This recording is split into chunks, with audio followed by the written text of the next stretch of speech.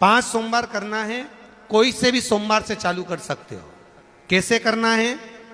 सुबह के समय पर भगवान शंकर का अभिषेक पूजन करने मंदिर में चले जाओ, पूजन अर्चना आराम से कर आओ। शाम के समय वही थाली लाकर घर में रख लो।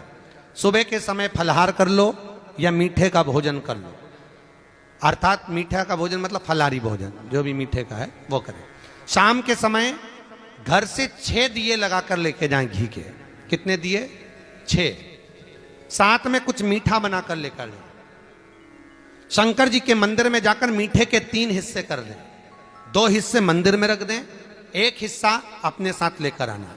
मंदिर से जो 6 दिए लेकर गए हो वो 5 दिए भगवान शंकर के सामने लगा दो पशुपति नाथ के नाम से, अपनी कामना कर दो। 1 दिया वापिस रख के थाली में लिया।